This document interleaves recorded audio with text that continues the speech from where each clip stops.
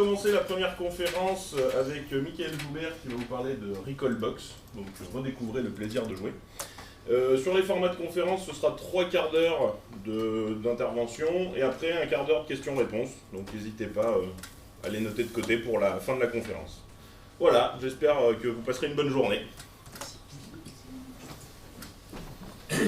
Donc bonjour à tous, donc comme Laurent vient de vous l'expliquer, ma conférence va se dérouler sur Recalbox. Donc bon, inutile de me représenter, hein.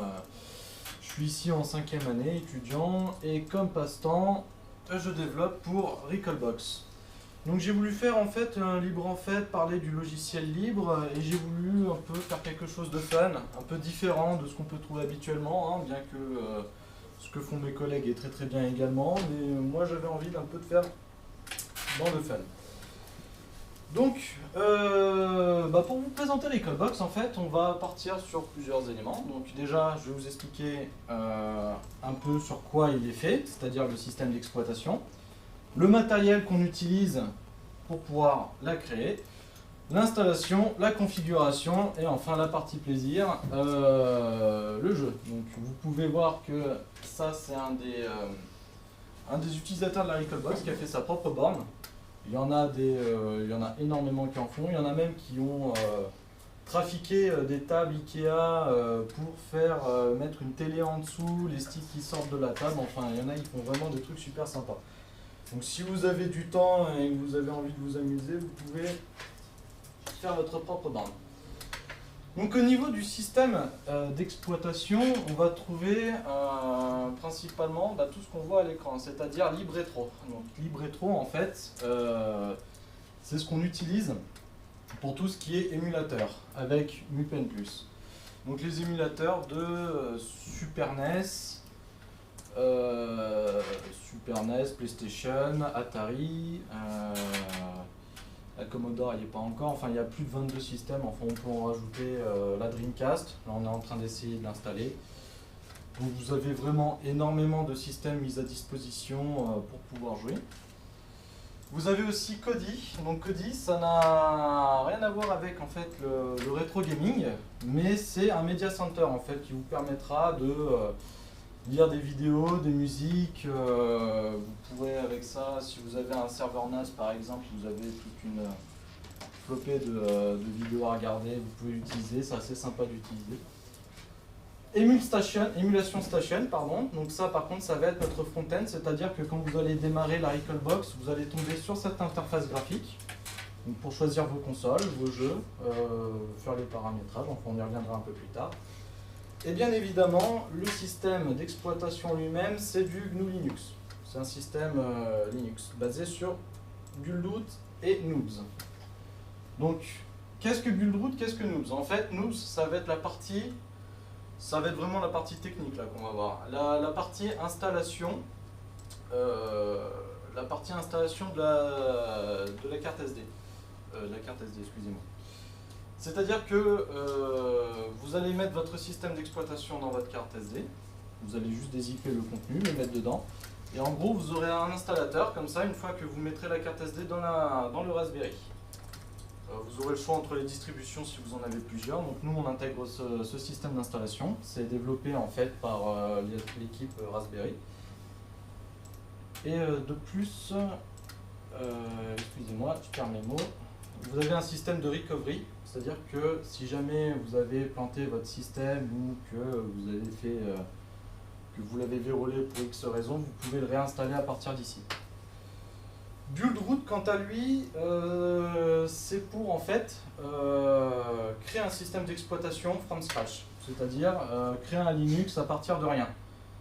On a choisi notre propre noyau Linux, on a choisi tous les packages qu'on allait installer, donc tout ce qui est LibRetro, les émulateurs, Kodi, même des logiciels qu'on a réalisés nous-mêmes, comme un manager web, on verra aussi plus tard, tout ce genre de choses.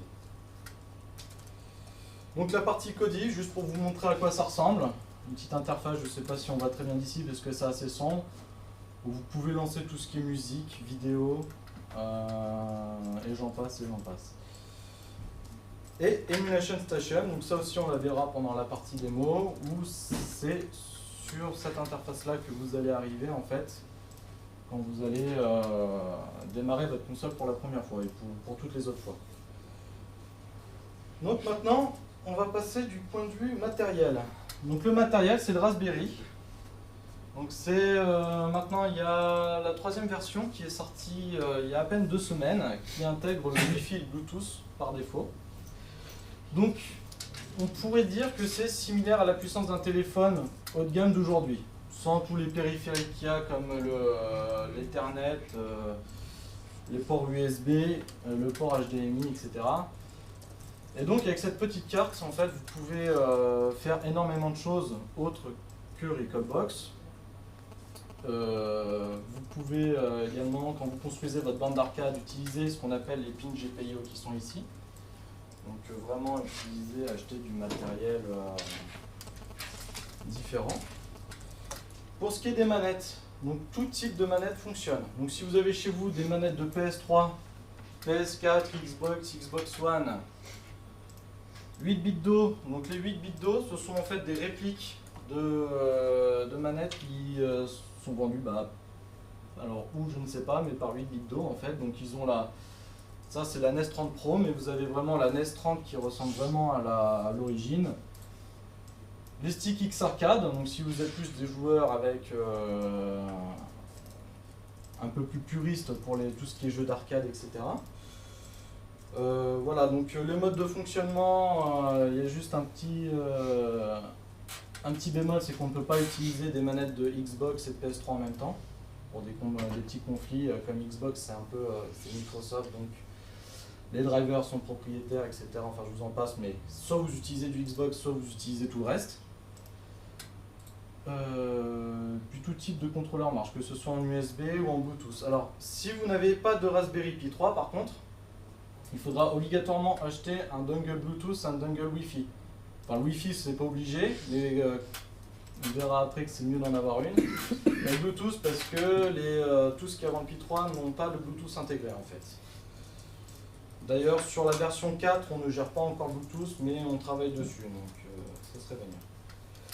Donc, pour l'installation du logiciel, c'est simple. Donc, il vous faut le Raspberry, un ordinateur sous PC, Linux ou Mac, on s'en fiche, un cerveau des mains et savoir résoudre ce petit problème. C'est-à-dire que si vous êtes capable de résoudre ça, vous êt capable d'installer la Recalbox, faire les branchements au bon endroit et installer le logiciel correctement. On verra qu'il y a des petits aussi bémols au niveau de PC pour ce qui est du formatage de la carte SD. On voit juste après. Donc l'installation c'est simple, c'est ce que je vous disais tout à l'heure. En fait vous avez le téléchargement du système d'exploitation. Donc vous pourrez le trouver sur GitHub. On travaille beaucoup avec GitHub en fait, c'est là où on a tout, on a le wiki. C'est là où on fait les releases du système d'exploitation, tout ce qui est bêta, etc. Donc vous allez sur le site recalbox.com, de toute façon vous trouverez tous les liens. Ensuite, formatage de la carte SD en FAT32. Alors pourquoi en FAT32? C'est qu'on a vu précédemment l'installateur qui est Noobs. C'est New Out of the Box Software. Ne gère que le FAT32 en fait pendant l'installation. D'ailleurs, je vais préciser, la carte SD, évitez le Samsung, surtout pas, parce qu'il ne gère pas Noobs en fait. Et prenez plutôt des SanDisk Ultra, généralement elles sont bien performantes, elles marchent bien. Donc au niveau du matériel, prenez des SanDisk. Et il faut faire attention au formatage FAT32, car si vous utilisez Windows, si votre carte est supérieure à 32 Go, je crois que ça fait surtout ça pour les 64 Go et supérieurs. Quand vous mettez le formatage FAT32, ça ne vous formate pas en FAT32 en fait, ça vous formate en ext-FAT.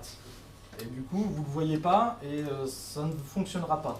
Donc après, vous allez passer...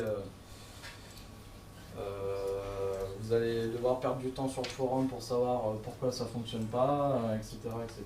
Alors que la réponse, elle est toute simple.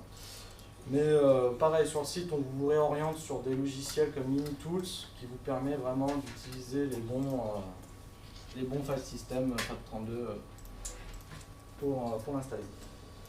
Donc comme je disais, on formate la carte en FAT32. Ensuite, on prend le contenu qu'on a téléchargé, on le dézippe sur la carte.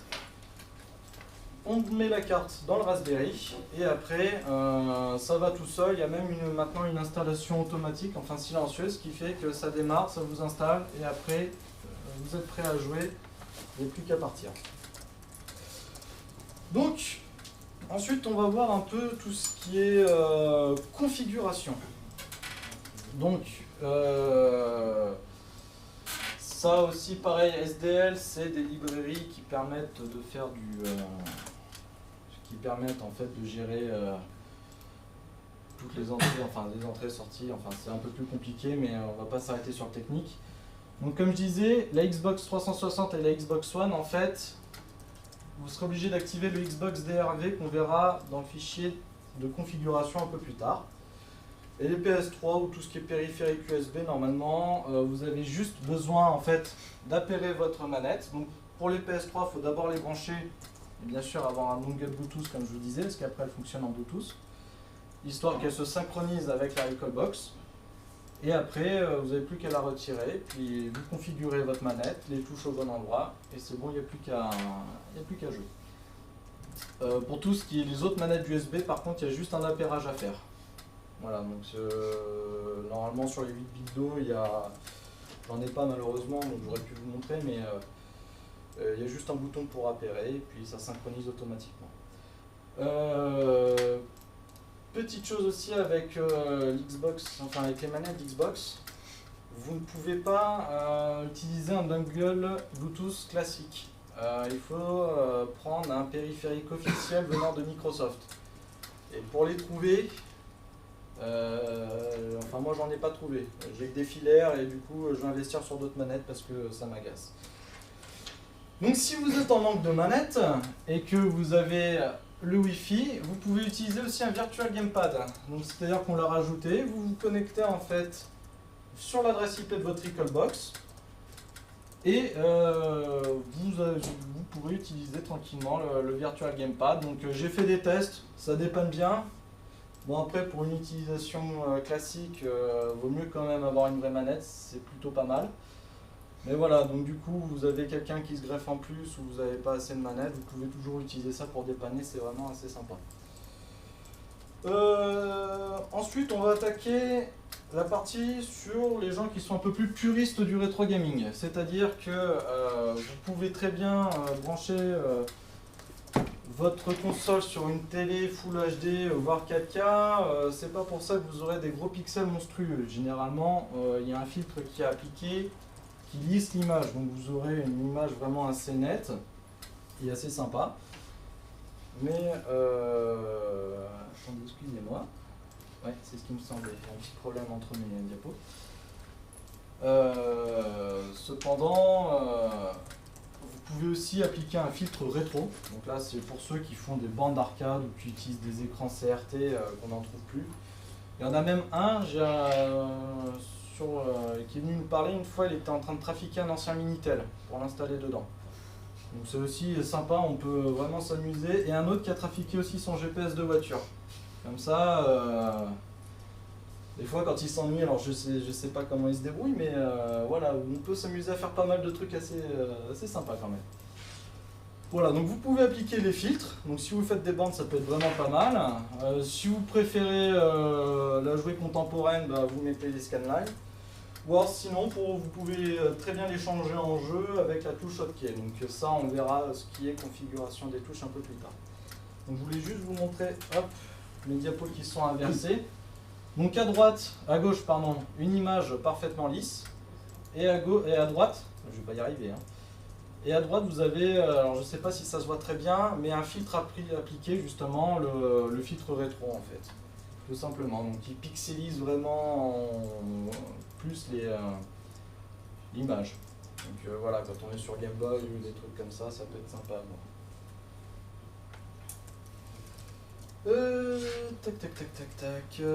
Donc, pour jouer, vous aurez besoin de deux choses. Déjà les jeux pour commencer et les BIOS. Donc les BIOS, on va dire, c'est ce qui est dans ce sont les BIOS des consoles, c'est-à-dire que comment dire, c'est pas le noyau de la console, je sais pas trop comment vous l'expliquer, mais en gros c'est ce qui faisait fonctionner, c'est ce qui vous sera utile pour faire fonctionner vos ROM. Si vous n'avez pas les BIOS, l'émulateur ne pourra pas fonctionner correctement. Les ROM, donc ça ce sont les simples jeux, donc vous les mettez juste dans les bons dossiers qui vont. Donc vous pouvez en fait stocker tout ça, les déplacer sur une clé USB externe, donc comme j'ai là, hein, toutes mes ROM et mes BIOS sont dedans.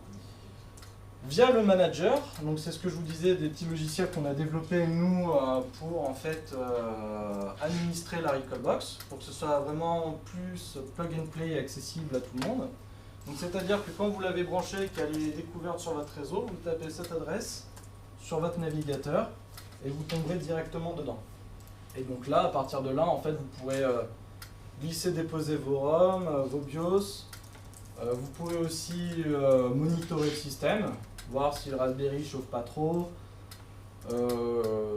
voir les logs, comme ça si jamais vous avez des pannes sur votre Raspberry, que vous avez accès aux logs comme ça, vous pouvez nous envoyer plus facilement des rapports d'erreur, etc. Ou vous pouvez faire ça à la classique via le réseau, c'est-à-dire que vous parcourez le... comment on appelle ça sur Windows, le voisinage réseau, enfin bon, vous vous connectez sur la machine, de toute façon les dossiers sont partagés, puis vous pouvez pareil, glisser, déposer vos ROM et BIOS dedans. Tac tac tac. Voilà, donc ensuite au niveau du système, la configuration du système. Donc là on a sorti la nouvelle version il y a moins d'un mois, ou un mois pile. Vous aurez le choix en fait, donc la version 4, pour l'instant on est toujours en bêta, parce qu'on a encore quelques petits bugs à régler avant de vous sortir vraiment une version complète. Donc vous aurez en fait le choix, quand vous téléchargerez, une fois que vous téléchargerez, vous dézipperez votre Recalbox, de choisir entre plusieurs channels, c'est-à-dire stable, bêta et nightly. Donc nightly, ce sont pour l'environnement de développement. Si vous voulez mettre la main à la pâte, oui, vous pouvez tester, parce que comme on fait en fait on va compiler le système d'exploitation en fait chaque soir, donc, pour tester en fait ce qu'on a intégré dans la journée. Donc si vous participez au projet et que vous avez envie de tester les logiciels que vous avez intégrés assez rapidement, voir ce que ça donne dans une mise à jour, vous pouvez très bien vous mettre sur la nightly. Donc la bêta, comme ça l'indique, c'est pour les tests, donc utilisateur averti. Ça sert à rien d'installer une bêta et puis de nous dire que c'est pas bien parce que ça marche pas, parce que justement c'est le but d'une bêta, c'est de nous dire qu'est-ce qui va pas et pas de nous dire que c'est de la merde. Ou la stable du coup, qui là normalement vous n'aurez pas de problème. Vous aurez aussi le choix du langage, donc bon, là je pense que vous partirez tous sur du français. On a à peu près... on a une grosse communauté en fait qui travaille avec nous, on a les Allemands, on a des Italiens, même des Portugais aussi, des Espagnols, des Chinois. Bon, c'est un projet vraiment open source, c'est communautaire, donc vraiment énormément de gens participent dessus. Et nous avons la partie overclock. Alors, qu'est-ce que l'overclock en fait? C'est-à-dire qu'on va augmenter la puissance du processeur. Donc pareil, techniquement ce n'est pas conseillé, c'est-à-dire que dès que vous overclockez votre système, de toute façon, vous perdez la garantie du Raspberry si jamais il crame. Bon, il y en a qui jouent en extrême, le Raspberry n'a jamais cramé pour eux, et certaines personnes, par contre, le Raspberry se bloque. Et il n'est pas cassé, mais il bloque juste, et puis ils sont juste obligés de le réinitialiser par la suite. Alors pourquoi overclock? C'est parce qu'en fait, les émulateurs qu'il y a, donc, quand vous allez jouer à la Super Nintendo ou à la NES, ça va aller, c'était pas des consoles très très gourmandes, donc vous pourrez pas besoin d'overclocker. Par contre, quand vous passez sur un système un peu plus récent, PS1 et Nintendo 64, tout est relatif au niveau de que ce soit récent, oui, mais quand vous passez sur des systèmes comme ça, il faut savoir que des fois il faut un peu booster le Raspberry parce que sinon il va saccader, il va avoir du mal à se lancer. À savoir que là on est en train de faire des tests avec le nouveau Raspberry. Normalement la Nintendo 64 en overclocké devrait tourner correctement. Et comme on dit, là on essaye aussi d'intégrer la Dreamcast. On va voir ce que ça va donner. Mais normalement la Dreamcast, il y a une équipe qui travaille dessus qui est assez compétente et ils font du très bon boulot. Donc voilà ce que je voulais en revenir tout à l'heure aussi, le Recalbox Manager. Donc quand vous vous connectez sur l'IP de votre Recalbox, donc c'est soit l'IP de votre Recalbox si vous ne détectez pas via le HTTP de .recalbox, vous tapez tout simplement l'IP et vous tomberez en fait sur cette interface sur cette page web. Donc elle est assez, on va dire, assez intuitive et facile d'utilisation. Donc consultez, éditez le fichier de recalbox.conf. Donc c'est vrai que vous serez sans doute amené à faire 2-3 manipulations dans le fichier de configuration. Et vous allez voir que c'est vraiment pas compliqué à faire. Vous avez un lien pour tout de suite vous rediriger sur le gamepad virtuel. Pour tout ce qui est gérer les ROM, vous allez sur les ROM, les BIOS sur les BIOS, les logs et les ressources comme je vous indiquais. Après, il n'y a pas trop d'autres choses à expliquer. Si vous avez vraiment des problèmes, vous pouvez aller sur les liens. Donc dans les liens, on a en fait l'IRC, parce que nous on aime bien tout ce qui est vieux, donc on utilise bien IRC pour tout ce qui est support, ce genre de choses là. Généralement, vous allez trouver plein de personnes qui vont répondre à vos questions. D'ailleurs, on en a fait la remarque hier, c'est que maintenant qu'il y a beaucoup plus d'utilisateurs qui utilisent le système, qui répondent à notre place en fait. Donc on ne s'embête même plus à répondre, donc vous trouverez, sauf si c'est à 4 h du matin, parce que des fois il y a des Canadiens ou des personnes qui viennent, qui se connectent à cette heure-là et qui trouvent l'endroit désert, mais que voulez-vous, on n'est pas là H24. Mais bon, en général, vous pourrez trouver toute réponse à vos questions. L'IRC, et si vous rencontrez des bugs, vous pouvez aller sur la page GitHub, vous avez aussi les liens, et vous nous dites que vous avez trouvé un bug, et puis on le corrigera le plus vite possible. Donc là, je vous ai juste montré un petit exemple du fichier de configuration. Donc ça paraît un peu brutal, mais en fait tout ce que vous avez là, par exemple, c'est pour régler les manettes de Xbox. Tout simplement, vous avez contrôleur Xbox DRDV Enable, donc l'activer ou le désactiver. Donc si vous avez des manettes d'Xbox, vous mettez juste un 1 ici, le nombre de manettes que vous allez plugger sur la Recalbox, et après ça, vous redémarrez, ça fonctionnera tranquillement. Petit détail aussi, au niveau des autres petits systèmes de configuration assez sympas qu'on peut trouver.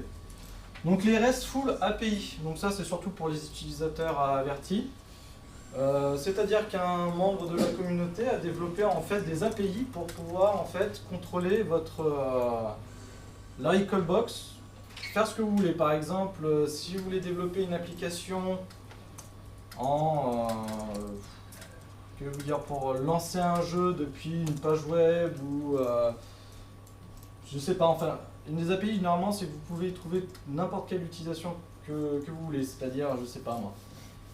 Il y en a certains qui peuvent l'utiliser pour monitorer leur Recalbox à distance, faire peut-être des impressions écran, voir ce qui se passe, ou l'éteindre à distance également. Enfin, vous vous amusez à faire ça, quoi. Vous téléchargez des ROM, les récupérer, les balancer directement. L'utilisation est multiple, donc ça ce sera à vous de vous amuser avec. Une petite gestion des favoris aussi, parce que bon, si vous avez beaucoup de jeux, vous pouvez sélectionner des favoris pour que ce soit moins difficile de les retrouver, parce que si vous avez mis 22 systèmes, dans les 22 systèmes que vous avez pas mal de jeux, à un moment vous allez peut-être vous y perdre. Donc voilà, juste une petite gestion des favoris. Et le scrapper. Alors le scrapper, qu'est-ce que c'est? En fait, c'est intégré à Recalbox. C'est-à-dire que ça va en fait télécharger des infos du jeu, c'est-à-dire vous allez mettre vos jeux dans la Recalbox. Ça va télécharger en fait, ça va être dans une base de données, c'est TheGameDB, c'est une base de données open source également. Ça va télécharger l'image du jeu, la description, l'éditeur, le pays d'origine, la date de publication. Donc en fait, une fois que vous parcourez vos jeux, vous aurez la jaquette, le titre du jeu, voir s'il est en favori ou non. Enfin, c'est quelque chose aussi d'assez sympa à faire. Alors, le problème du scrapper, c'est aussi si vous avez beaucoup de jeux, la Recalbox va mettre beaucoup plus longtemps à démarrer parce qu'en fait, elle charge tout ça dès le début. Donc ça peut mettre jusqu'à 3-4 minutes, voire même beaucoup plus. Donc soyez pas trop gourmand là-dessus. Si vous avez des jeux mais que vous les avez en japonais, FR, italien, enfin ça sert à rien non plus de les avoir dans toutes les langues. Donc une fois que vous avez installé tous vos jeux,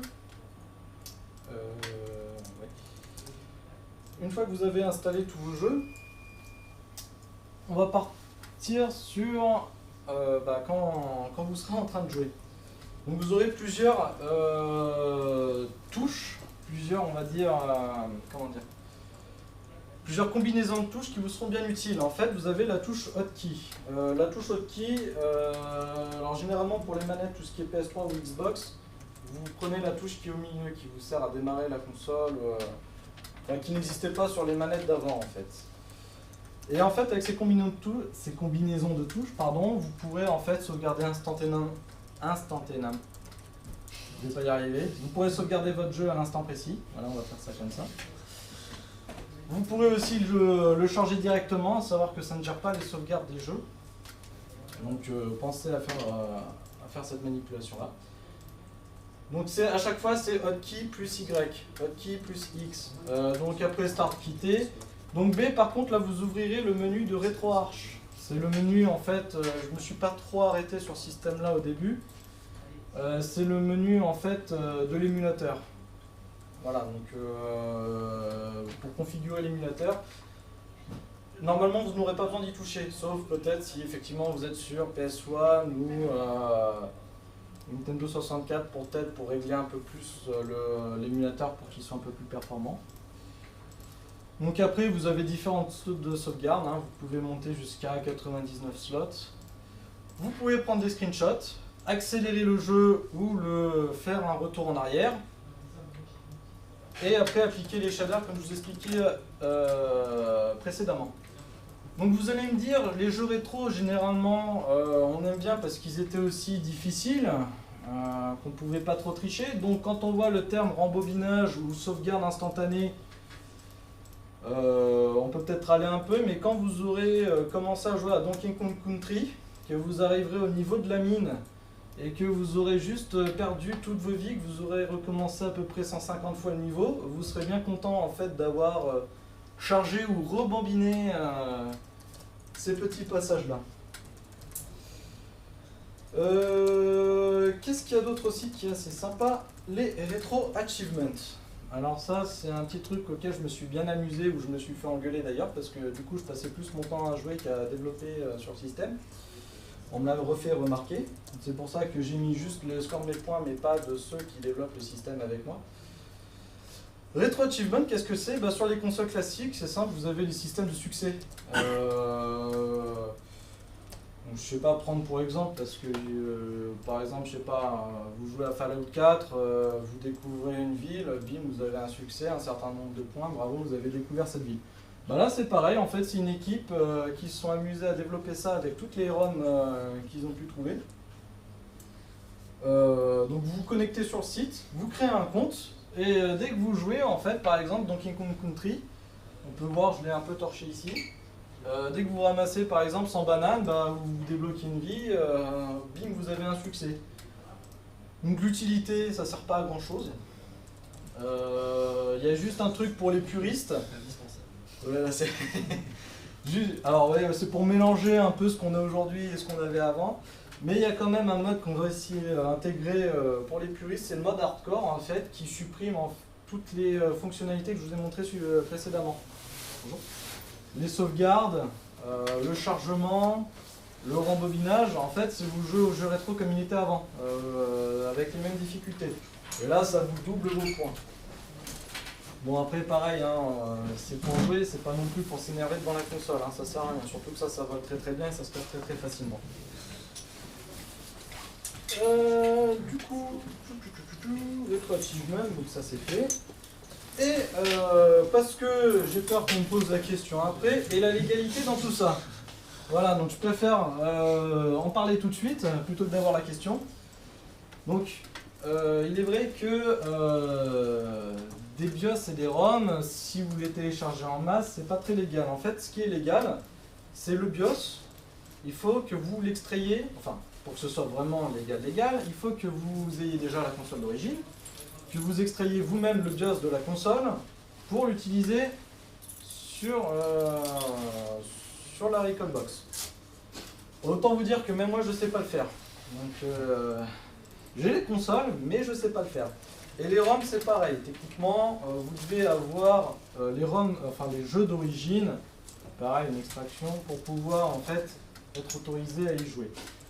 Alors après, pourquoi est-ce que on va dire qu'on risque pas grand-chose? Tout simplement parce que ça ne rapporte pas grand-chose à l'éditeur des jeux ou des consoles de nous poursuivre pour ça. Pour le moment, ils ne gagnent plus d'argent sur les ROM. Donc bon, faut pas trop craindre la Adopi à ce niveau-là, mais ou pas la craindre tout court. Mais voilà, normalement, vous n'aurez pas de soucis si vous. Enfin, je vous encourage pas à télécharger non plus, hein. J'ai pas dit ça. Mais je veux dire, l'éditeur, pour l'instant, ne vous embêtera pas. Les seuls cas où on pourrait être embêté à ce niveau-là, en fait, c'est si vraiment les jeux rétro reviennent à la mode et que les éditeurs eux-mêmes commencent à ressortir leurs jeux rétro. Là, par contre, ça pourrait poser des soucis parce que je crois que c'est Sony qui a fait ça sur le Play Store de Sony, il me semble, ils revendent des anciens Sonic. Donc si un jour l'éditeur considère que leurs ROM leur font trop de préjudice, ils pourraient très bien partir à la chasse. Mais bon, là normalement, vous risquez pas grand chose non plus. Enfin, tout du moins, moi je risque rien. On va passer une petite démo du coup pour vous montrer à quoi ça ressemble, si ça n'a pas planté. On aura peut-être même la petite musique avec. Alors, hop. Alors on va juste régler le son. Parce que moi le son m'énerve. Voilà. Donc, voilà, vous démarrez votre console. Donc j'ai préféré la démarrer avant moi parce que j'ai, comme vous pouvez le voir, beaucoup de jeux et du coup, donc oui, j'avoue, hein, je les ai pas tous, désolé, mais c'est que j'avais envie de tester. La frustration quand j'étais gamin de ne pas tous les avoir eus, alors il a bien fallu que je comble ce manque. Donc vous allez démarrer en fait sur certaines interfaces là. Donc, comme je vous le disais, vous avez les options des manettes. Donc vous pouvez jouer jusqu'à 4 joueurs. Ça aussi j'ai oublié de le préciser. Donc c'est plutôt pas mal pour faire des grandes parties de Bomberman ou autre jeu. Qu'est-ce qu'on a d'autre donc? Le système. Donc j'ai pris soin aussi de vous montrer, faire cette conférence sur un système en cours de développement et qui n'est même pas la dernière version de développement, histoire que comme ça si j'ai bien des bugs je plante carrément la conférence. Vous avez aussi l'espace disque, voilà, donc 1 Go. Alors, oui à savoir parce que je l'ai peut-être un peu passé tout à l'heure, vous aurez le choix, quand vous installez votre Recalbox, vous n'aurez pas de... Une fois que vous la remettrez dans votre Windows, vous ne verrez pas tout ce qui est les partitions, enfin les partitions, les dossiers pour mettre les ROM, etc. Mais par contre, vous pouvez très bien brancher une clé en format NTFS, c'est le format standard que les Windows, ou FAT32. Vous dites le média de stockage, je prends le périphérique externe qui est branché, et du coup, ça va vous créer toute l'arborescence sur votre clé USB. Ça ne va pas la formater, ça ne va rien faire du tout, ça va juste créer les fichiers. Et après, vous pourrez mettre vos ROM facilement dedans, tranquillement. Voilà, donc là-dedans, il y a, pas besoin d'y revenir, l'overclock comme je vous parlais. Ah, moi je l'ai overclocké, je ne m'en rappelais plus. Voilà, donc vous pouvez aller jusqu'en extrême. Donc mégahertz, c'est la puissance du processeur. Voilà, donc plus c'est haut, plus le processeur il est puissant, mais plus ça va chauffer et plus vous avez des risques de casser le système. Donc le système de mise à jour, là je ne vais pas vous le montrer parce que ça ne sert à rien, il n'y a pas les branches, étant donné que je suis sur encore une vieille version de développement. Et après Kodi aussi, vous pouvez, Kodi, donc ce qu'on a vu au début, le Media Center, vous pouvez l'activer, le démarrer, le lancer au démarrage, mais bon là on n'a pas les options ici, c'est dans recalbox.conf.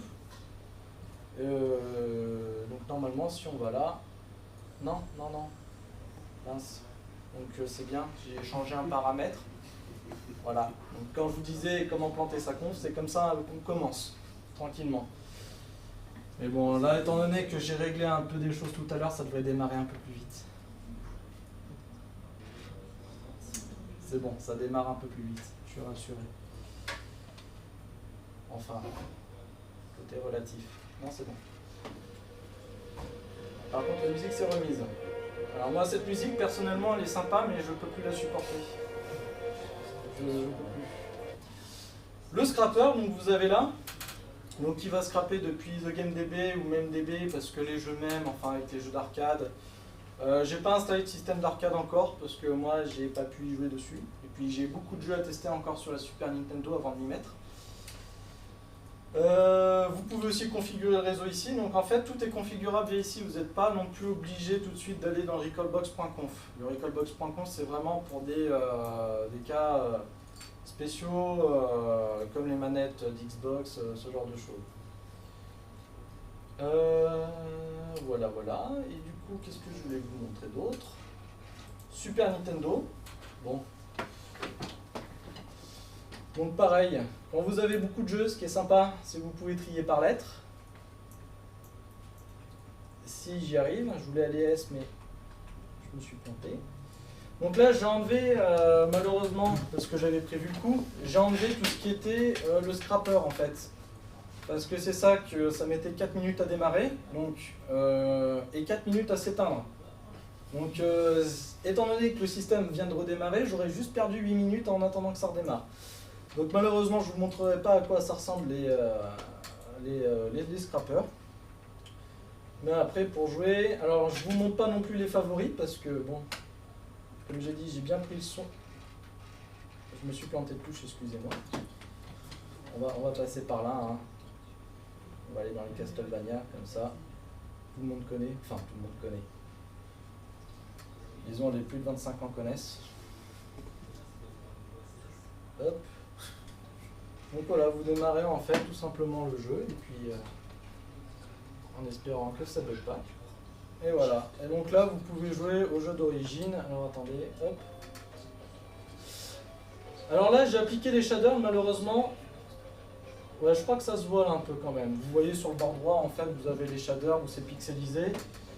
On va essayer d'enlever les shaders pour vous montrer à quoi ça ressemble quand c'est lisse. De toute façon, là, on a une très bonne définition, hein, mine de rien, sur un petit vidéoprojecteur. Je serais bien tenté de le piquer d'ailleurs. Mais bon, après, il y a des gens qui vont pas être d'accord dans la salle. Vous avez aussi des thèmes. Là, on est en train de créer un thème d'ailleurs. On est en train de créer différents thèmes, des thèmes un peu plus rétro, hein, pour coller avec notre système. Voilà, donc vous avez Retro Achievement, donc je ne vous montrerai pas parce que je crois que le mot de passe il est affiché en clair. Je ne suis pas sûr, enfin en tout cas il est dans le recalbox.com, donc j'ai pas envie de vous le montrer. Voilà, lissage des jeux, donc option de l'interface aussi. Alors il se peut que si vous avez une grande télé, peut-être 160 cm, vous ayez les bords tronqués. Pareil, ça aussi vous pouvez le régler. Alors moi ça m'est jamais arrivé, donc je ne me suis pas amusé à le régler, mais c'est l'overscan. Vous pouvez régler l'overscan si jamais votre télé est trop grosse. Alors, hop, donc chargement rapide. Bon, là ça a foiré, les Skyline, ça n'a pas fonctionné. Bon bref, bah écoutez, c'est bon pour moi en tout cas. Ouais, je m'en fiche, j'ai sauvegardé avant. Donc c'est tout bon pour moi. Si vous avez des questions, ou si vous en avez pas, ou si vous avez juste envie de jouer, par contre il n'y a qu'une manette, on ne pourra pas vous battre. Hein. Les jeux j'en ai suffisamment, donc vous arrangez entre vous.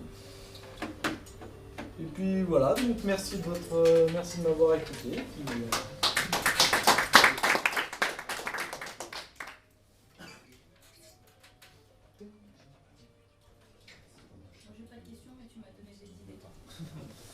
Bah moi, je t'avais dit, une petite bande d'arcade sur le campus, quelque part. Oh, je pensais plus pour chez moi, mais... Ouais, mais sur le campus, ça pourrait être pas mal non plus.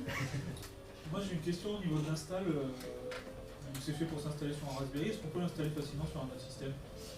Alors, déjà, je vais juste couper...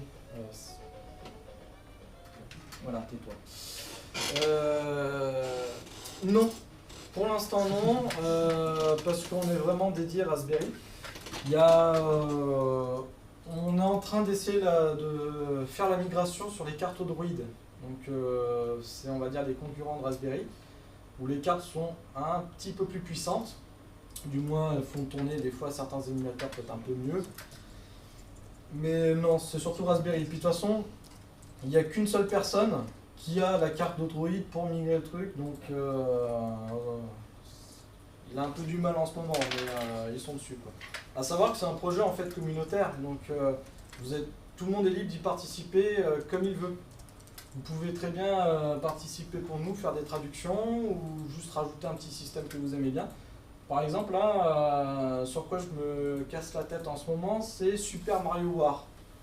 Alors, je sais pas si les gens connaissent Super Smash Bros. Enfin, Melee. Oui, c'est Super Smash Bros. Melee. Oui, c'est ça. On a sur la Wii juste à côté, mais en fait c'est un genre de... voilà.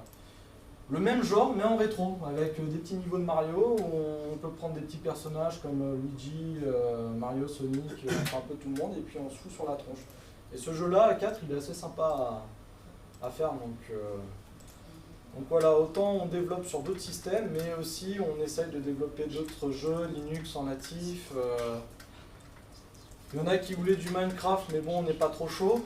Parce que bon, Minecraft, ce qu'ils veut dire qu'il faut qu'on installe Java, ce qu'il faut qu'on installe Java, que le système... Après, le système est assez léger, on n'a pas envie de se retrouver avec un système d'exploitation qui est plus gros que celui de Microsoft, enfin que celui de Windows. Voilà, c'est pour ça, quoi. Oui, alors, premier. Bonjour, la question là, monsieur. Il y a possibilité avec un VirtualBox ou un Docker de tester sans un Raspberry en fait Alors, j'ai essayé avec QEMU. Ouais. Je me suis... pareil, c'est un peu chaud. En fait, ce qu'il faut savoir, c'est que dans Buildroot, c'est qu'on a en fait des... on a la configuration pour le Raspberry, pour le matériel Raspberry en fait. Donc on a configuré le noyau à ce qu'il soit en fait totalement compatible avec le Raspberry. Mais c'est pas impossible. Cependant, on ne pourra pas utiliser la méthode classique, c'est-à-dire on télécharge l'OS, on dézip et on a l'image parce que ça fonctionne avec nous. Il faudra en fait créer une image du système et adapter aussi ce qu'il y a dans la config du kernel en fait pour que ce soit qu'on puisse le lancer sur QEMU et sur VirtualBox. Alors là, moi j'aimerais bien tester sur QEMU. Parce qu'il faut savoir que c'est que le temps de compile, si on a des PC assez récents, donc le mien, pour prendre l'exemple, 2 ans, ouais, 2 ans et demi, il me faut déjà 3 heures minimum, 3-5 heures pour compiler le système d'exploitation en entier. Si vous avez des PC un peu plus... si vous avez encore un corps de duo, bon là, on va peut-être compter en jours, hein, en semaines pour le compiler. Mais, enfin non, j'exagère un peu, mais... c'est possible, c'est possible. Il faut, en fait, dans Buildroot, donc je peux pas trop parce que j'ai pas je n'ai pas montré le schéma, mais vous avez déjà plein de configurations disponibles en fait pour tout ce qui est QEMU, ce genre d'application, enfin même des systèmes embarqués en fait. C'est pour du système embarqué. Donc comme il y a une image QEMU pour des processeurs ARM, techniquement c'est possible, mais il faut qu'on teste. Enfin, il faut que je teste. Enfin, on n'a pas. C'est pas dans nos priorités de faire ça en fait, donc c'est pour ça qu'on ne fait pas. Laurent ? Moi j'avais une question, tout à l'heure tu disais qu'on pouvait aller sur http://recallbox, est-ce que recallbox c'était l'adresse IP de la recallbox ou est-ce qu'il fait aussi la gestion DNS? Non, il fait la gestion DNS en fait.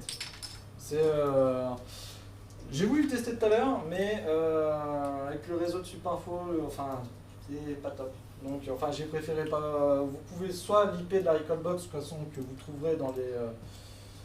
Que vous trouverez dans la partie réseau, en fait. Hop, chaque fois je me plante de touche. Donc, quand vous êtes dans le réseau, si le Wi-Fi est activé, on peut l'activer, normalement ça devrait fonctionner. Enfin, je sais pas. Enfin, non, sur le réseau, vous voyez, vous avez Recalbox et après vous avez l'adresse IP qui s'affichera ici. Donc, si jamais effectivement vous n'avez pas Recalbox, vous mettez l'adresse IP. Si vous avez une configuration un peu spéciale chez vous, après, tout dépend de comment c'est fait.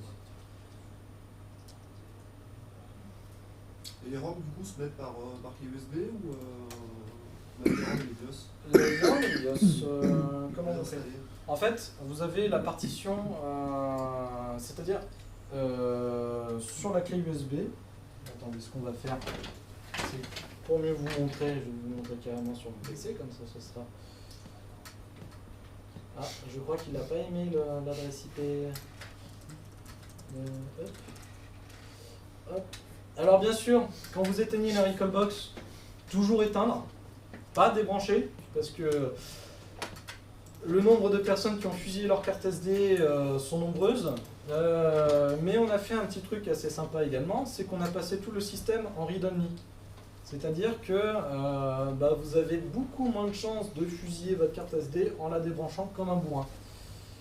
Mais le faites pas quand même. Je vous encourage pas non plus à le faire. Hop, alors.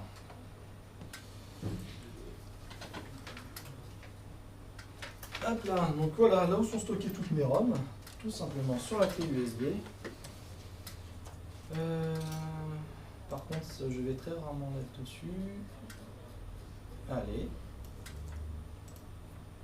Où est ma clé? Excusez-moi, je cherche ma clé. Voilà. Allez, hop là. Alors, oui, j'ai oublié de... Allez.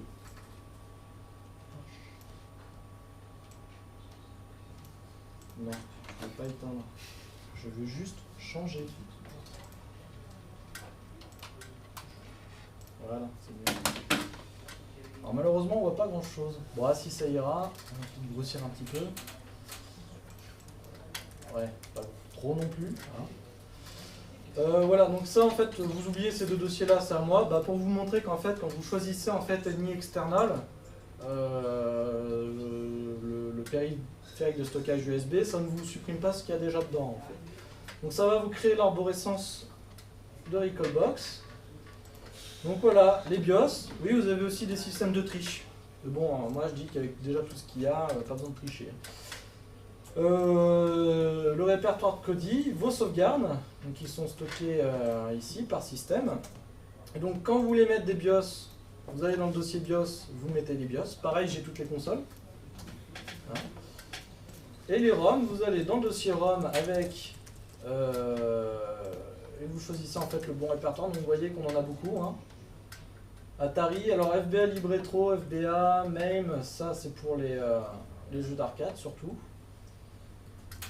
Moonlight aussi, j'ai pas fait la présentation de Moonlight, ce qui est dommage c'est que ça vous permet de streamer le contenu de votre PC via la Recalbox. Si vous avez une carte Nvidia, donc pour ceux comme moi qui ont une carte AMD, ça marche pas. Voilà, donc vous pouvez pas tester. PC Engine, la Sega, etc. Donc, ensuite vous mettez juste vos ROM ici. Voilà, vous les laissez dans le point zip et puis après vous avez juste à les lancer.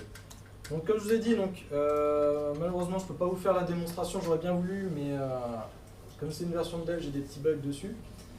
La démonstration du manager, comme quoi vous aviez juste à prendre ce qu'il y avait dans vos dossiers et puis copier-coller, ça marche, enfin glisser-déposer, ça marche pareil.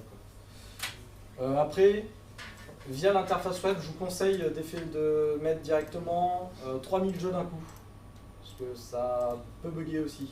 Je me suis retrouvé avec des petits plantages, enfin c'est pas fait pour non plus quoi. C'était quelques jeux mais pas 3000. Je parle par expérience.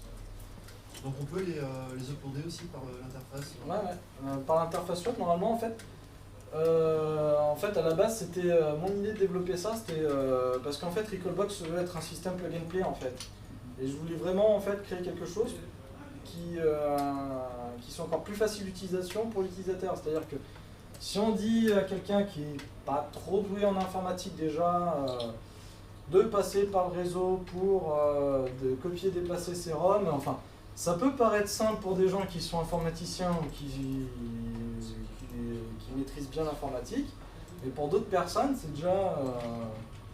ils ne veulent pas comprendre. Et donc, quand on les amène directement sur une interface web, bah là déjà, ils comprennent un peu mieux. Je ne sais pas pourquoi, mais c'est comme ça que ça marche. Ouais. On les trouve où les ROM?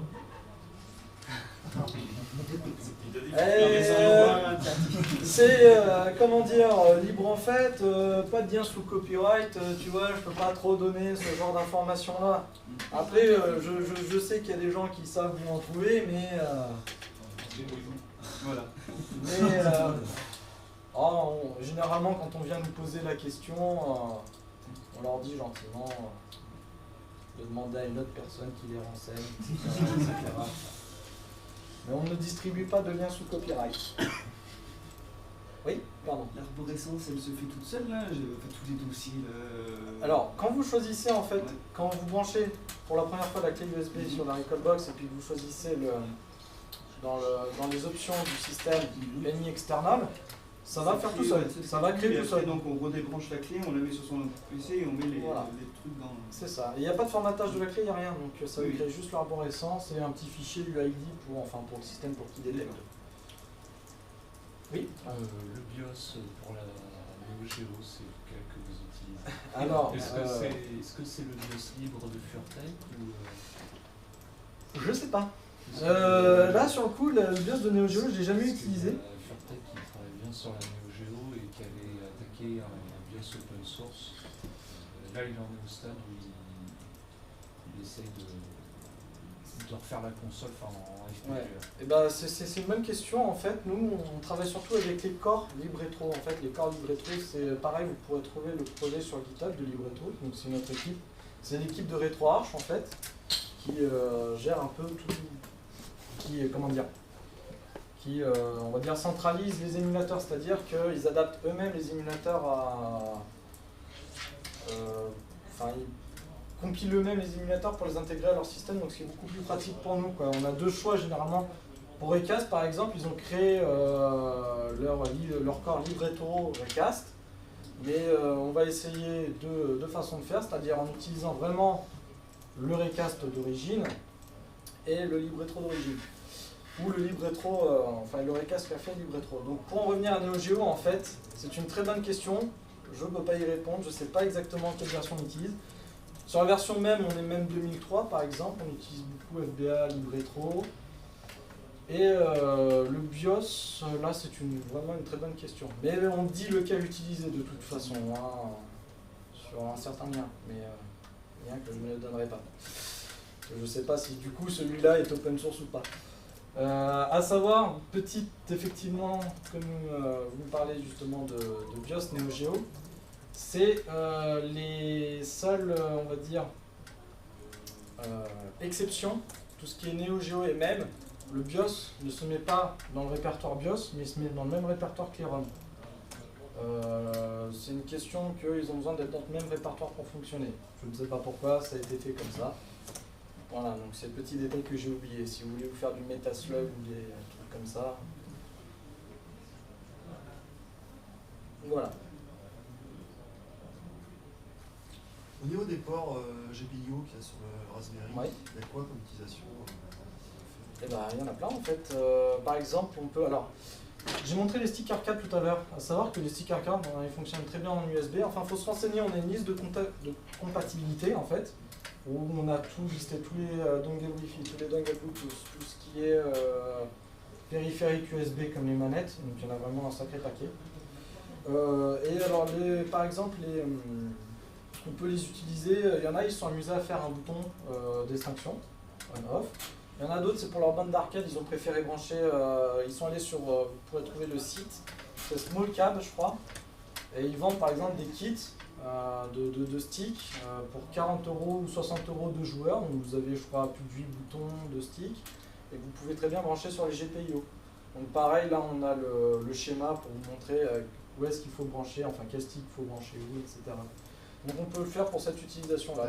Au niveau de la reconnaissance derrière, c'est faut coder quelque chose ou c'est pris en compte directement? Alors, ce qui fait notre avantage en fait, c'est qu'on a aussi un petit logiciel qui a été créé, enfin c'est en Python, un software en Python, config-gen. Et en fait, ce qui est bien, c'est que vous aurez juste à réguler une seule fois à mapper vos touches pour que ce soit reconnu pour l'ensemble des émulateurs en fait. C'est pour ça que notre système est plutôt pas mal sécurisé. Je ne vais pas prendre exemple sur d'autres systèmes, mais généralement il faut faire de la configuration sur chaque émulateur. Nous on a créé en fait un front-end qui permet en fait, une fois que vous avez réglé votre manette sur Emulation Station, quand vous lancerez un émulateur ou quand vous lancerez un jeu, automatiquement il va configurer la manette pour qu'elle soit compatible avec l'émulateur, pour que vos boutons ne changent pas, ça pour tous les systèmes.